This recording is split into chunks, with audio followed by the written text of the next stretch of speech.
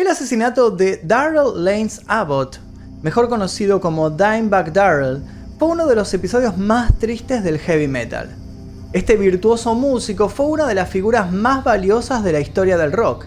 Llegó a ser catalogado como uno de los mejores guitarristas al formar parte de la banda de metal Pantera.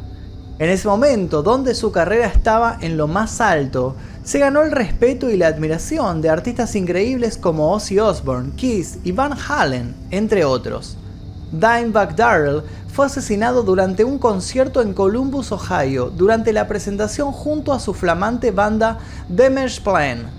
Pero ¿cómo fue que llegó Darrell a este concierto?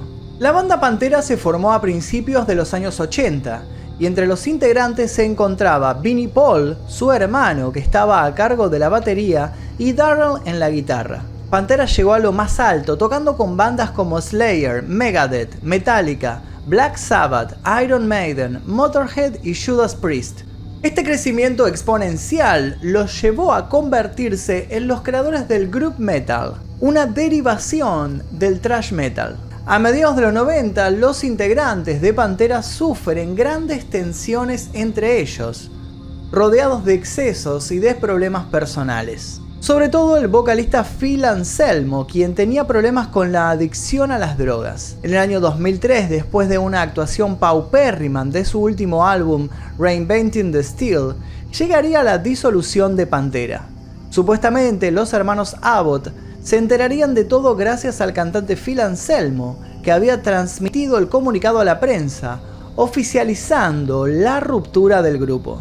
Un año después de la separación de Pantera, los hermanos Vinnie Paul y Dimebag Darrell formaron Damage Plan, donde supieron aprovechar la experiencia ganada gracias al group metal. Los fanáticos estaban devastados, pero la mayoría apoyaba a los ex integrantes de la banda por separado. Sin embargo, Nathan Miles Gale, de 25 años, un enfurecido fanático de Pantera, llevó su malestar un punto más allá de la locura. Para alguien con el nivel de obsesión de Gale, este tipo de situación podría tener un impacto psicológico similar al de un padre que abandona a su hijo pequeño. En tal caso, la obsesión con una celebridad puede llevar al odio, como sucedió con John Bardo, quien en 1989 asesinó a la actriz Rebecca Schaffer, o a Mark David Chapman, quien mató a John Lennon. La gente de la ciudad de Marysville conocía a Nate como un tipo enorme y un tanto extraño que amaba a Pantera y que no tenía continuidad con sus trabajos. Nadie suponía que una noche de diciembre, Nathan Gale iba a subirse al escenario para dispararle a Dimebag Darrell varios tiros en la cabeza. Nathan había estacionado su Pontiac del año 95 cerca de la Alrosa Villa, el pequeño club nocturno situado en las afueras del norte de Columbus, Ohio, que había recibido bandas de metal desde 1974. Afuera del club Alrosa Villa despuntaba un cartel donde ese día encabezaría la banda Damage Plan.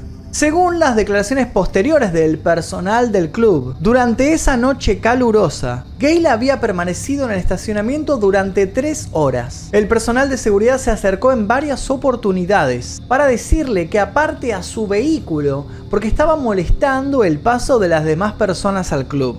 Luego de 3 advertencias, Gale se movió a la entrada trasera de este lugar, justamente al lado de donde estaba estacionado el camión que transportaba los equipos de Damage Plan. Ese día Gale vestía jeans y un abrigo con capucha con el logo del equipo de hockey Columbus Blue Jackets y la cabeza rapada hasta el cuero cabelludo. Nathan salió del vehículo y se dirigió a la puerta, donde entraban y salían los asistentes del escenario. El personal de seguridad de ese sector ya lo había visto sospechoso, ya que se había acercado por primera vez para preguntar si Dimebag Darrell y su hermano se encontraban dentro del micro. Al no poder encontrarlos, se quedó parado cerca de las vallas para volver a intentar entrar. Al encontrarse con más negativas, se quejó diciendo: "No me importan las bandas locales". Esto lo dijo ante Jeffrey Thompson, el jefe de seguridad. Finalmente, a las 22:15, Gale había intentado entrar una vez más. Según la declaración de Aaron Burns, técnico de sonido de Damage Plan, Gale le había preguntado por los hermanos y al enterarse que ya estaban preparándose en el interior del club, el asesino se metió detrás del técnico como si fuese un trabajador más. Al llegar a una alta valla de madera que se interponía ante su cometido, Gale saltó y se sujetó de la parte superior. Mitch Carpenter, uno de los guardias de seguridad del estacionamiento, se acercó corriendo hacia donde estaba el intruso. Pero para cuando había llegado, Gale ya estaba lejos, escuchando a la gente gritar. En ese momento se había dado cuenta de que Damage Plan ya estaba sobre el escenario. Nathan Gale había nacido en Lansing, Illinois, el 11 de septiembre de 1979. Fue el último de los 3 varones de la familia. Su padre, Gerald Gale, había dejado a su madre Mary cuando se mudaron a Ohio. Luego ingresó a la escuela primaria Benjamin Logan cerca del 5º grado. Durante estos años, los administradores escolares notaron problemas de salud mental y colocaron a Gale en clases de educación especial por una discapacidad de aprendizaje. En esa época, como muchos niños con padres divorciados, habría actuado un poco para llamar la atención de los adultos. Acumuló algunas quejas disciplinarias y fue devuelto a las clases ordinarias en 9º grado. Durante el transcurso del 10º año, vivió el segundo divorcio de su madre y volvió a meterse en problemas perdiendo así 33 días de clases.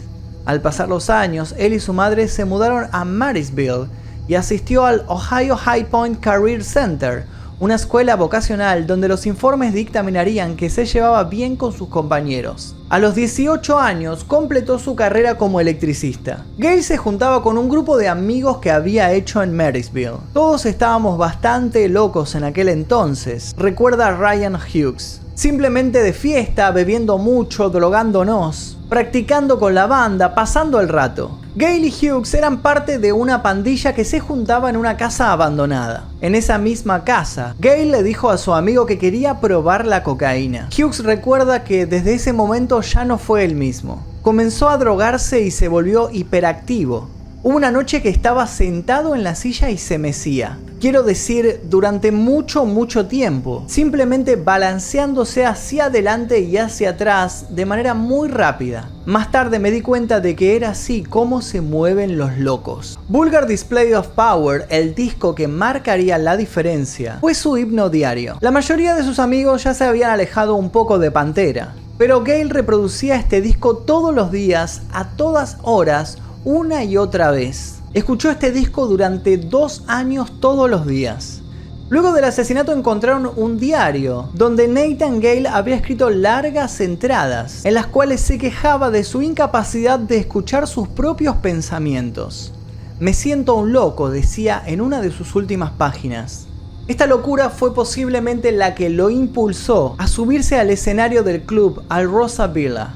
Cuando Damage Plan inició el show tocando Breathing New Life, Gale se había mezclado entre las 400 personas del público. El guardia de seguridad Mitch Carpenter dudaba en atacar a alguien del tamaño de Gale mano a mano y le pidió a un compañero que se sume a la persecución. Gale siguió corriendo hasta que llegó a los escalones del escenario. Luego se lanzó detrás de los equipos principales de sonido en la parte delantera donde transcurría el show. Emily Lewis, una asistente de 19 años del club, trató de frenarlo, pero Gale lo empujó y lo sacó del camino. Mi primera reacción fue, está bien, es solo un niño que va a tirarse sobre el público, cuenta Lewis.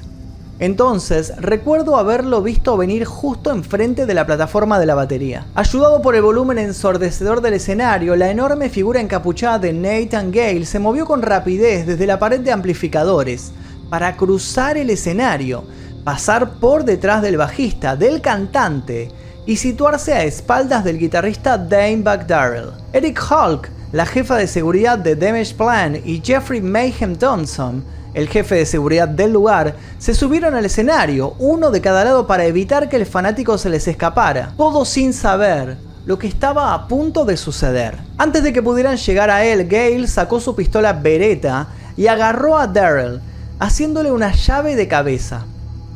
Le pasó el brazo alrededor del cuello y disparó 3 tiros en la parte posterior de la cabeza. Una de las balas perforó la mano del guitarrista. La pierna derecha no aguantó el peso muerto. El cuerpo de Dimebag Darrell cayó hacia adelante sobre su guitarra. El sonido de la distorsión que producía Darrell contra las cuerdas llenó el lugar. Luego de los primeros disparos a las 22:18 p.m., Emily Lewis, el joven empleado de Alrosa Villa, huyó para llamar a la policía. Antes de que Gale pudiera disparar de nuevo, el guardia de seguridad Jeff Thompson se adelantó para reducirlo, pero 2 disparos impactaron en el pecho de Thompson.